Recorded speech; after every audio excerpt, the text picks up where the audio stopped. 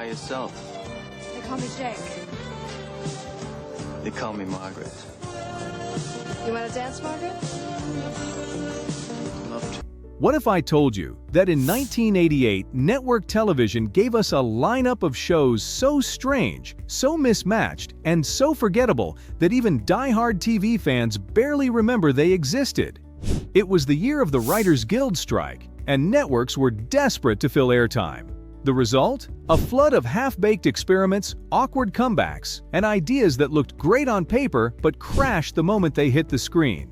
Today, we're dusting off 5 of the most spectacular flops from that year, shows that promised big things but disappeared almost as quickly as they arrived. If you love diving into these quirky time capsules of TV history, don't forget to hit like and subscribe so more people can join us on this nostalgic ride. They may look like any other gang. Let's walk. But this gang's on your side. 1. Night Watch, ABC. Imagine a gritty action drama about ex-gang members turning their lives around and teaming up with the police to clean up the streets. That was Night Watch, ABC's big bet in the fall of 1988. On paper, it had the makings of a hit: redemption arcs, streetwise characters, and the kind of chase scenes that network promos loved to hype. Think Fast and Furious before cars went airborne, mixed with a dose of after-school special moral lessons. So what went wrong? For starters, Night Watch was thrown into one of the deadliest time slots on television: Thursday nights against The Cosby Show and A Different World. Even strong programs struggled in that battlefield, and Night Watch was no match.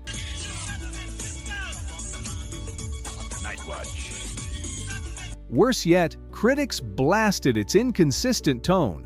One moment, it wanted to be a hard-edged cop drama. The next, it slipped into preachy speeches about turning your life around. Viewers tuning in weren't sure if they should expect explosions, hugs, or a lecture. For this guy.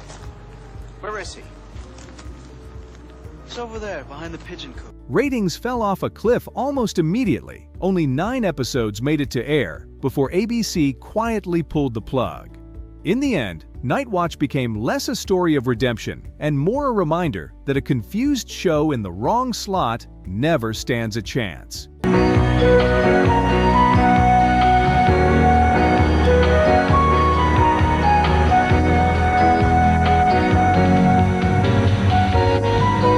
2. The Van Dyke Show, CBS.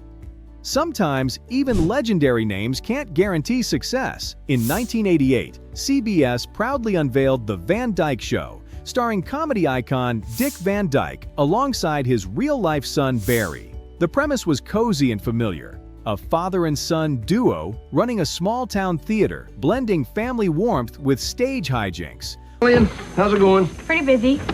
Mr. Burgess? Yeah. Are you going to be around for a while? Oh, I hope so. My doctor said I was in pretty good shape. Well, great. On paper, it sounded like a sure win. Nostalgic, wholesome, and built around one of television's most beloved figures. But viewers quickly realized this wasn't the same spark that made the Dick Van Dyke Show a classic.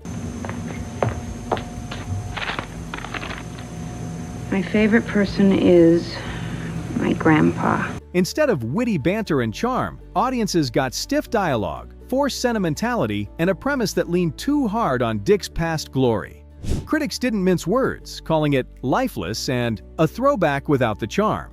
Out of 103 shows on television that season, The Van Dyke Show landed at a grim 93rd in the ratings. CBS filmed 10 episodes, but only 6 ever saw the light of day. The rest were quietly tucked away in a vault, likely never to resurface. For Dick Van Dyke, it was a rare misstep in an otherwise remarkable career. And for CBS, it was another reminder that nostalgia only works if you can bring something fresh to the table. 3. Probe, ABC. Now here's a show that looked brilliant on paper. Probe premiered on ABC in March 1988 and carried the heavyweight name of legendary science fiction writer Isaac Asimov as co-creator, alongside Michael Wagner. The idea? A genius scientist, played by Parker Stevenson, who used brain power instead of brawn to solve complex mysteries. This is a stupid idea. It never happened. happened? You're wasting your time. Think Sherlock Holmes, with test tubes, equations, and plenty of lab coats. It sounded unique, even visionary. But in practice, Probe left audiences scratching their heads. One episode might deliver clever, cerebral puzzles, while the next veered into awkward pseudoscience that felt more like homework than entertainment. There were no car chases, no steamy love triangles, just logic, chemistry, and long-winded explanations. Hardcore sci-fi fans appreciated the intelligence, but mainstream viewers were baffled. Adding to its troubles, ABC threw Probe into a brutal time slot, practically ensuring low ratings. 7 episodes aired, and that was it. By May of the same year, it was already gone. Looking back, some argue Probe was simply ahead of its time. In today's streaming world, where niche audiences can binge shows at their own pace, it might have carved out a following. But in 1988, prime time, it never stood a chance. It's new on CBS. We've got it all together. We've got it all together this fall with the Mary Tyler Moore Show. It's All Together with Mary Tyler Moore, Saturday, September 19th on CBS. 4. Annie Maguire, CBS. When CBS announced Mary Tyler Moore was returning to primetime in 1988, expectations were sky high. Moore was TV royalty. Her name alone carried weight. The network pitched Annie Maguire as a fresh, topical sitcom about a liberal political aide juggling a new marriage, stepchildren, and a demanding job. It sounded like the perfect recipe to blend family humor with social commentary. But what looked promising on paper never clicked on screen. Annie! The kid's gone? Yeah, Good, good. Let's not waste any Nick, time. there's a message for you on the machine.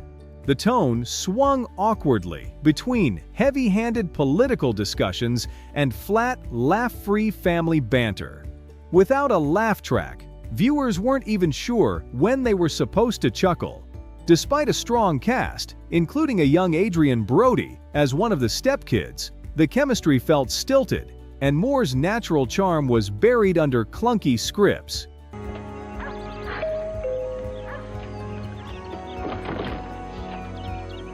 Aunt Terry!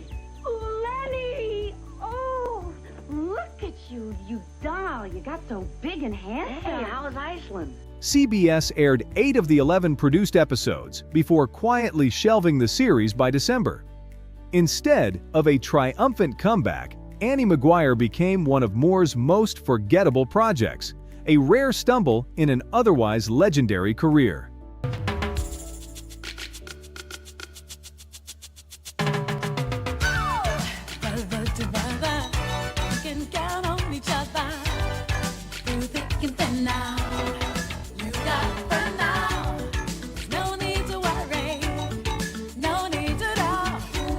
Five. Trial and Error, CBS. Few shows capture the phrase "dead on arrival" quite like Trial and Error.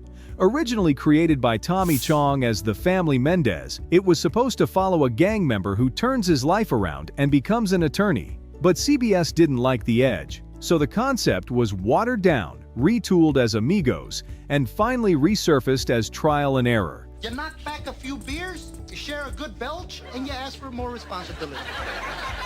A buddy sitcom about a buttoned-up lawyer and his fast-talking roommate. The final product, a bland, odd couple comedy with recycled jokes and no real spark.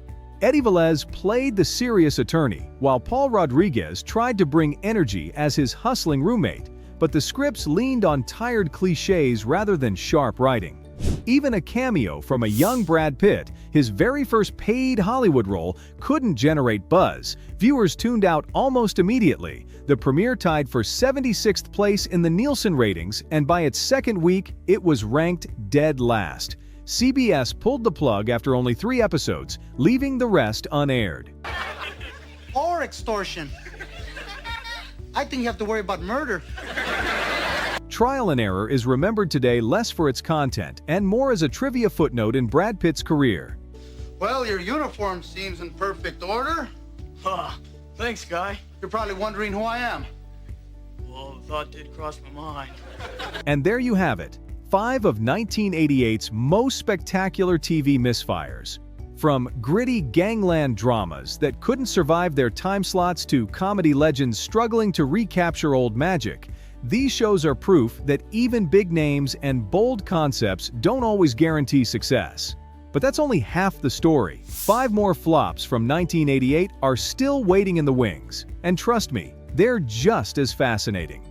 If you enjoyed this trip back through television's forgotten corners, make sure to hit like and subscribe so you don't miss part 2.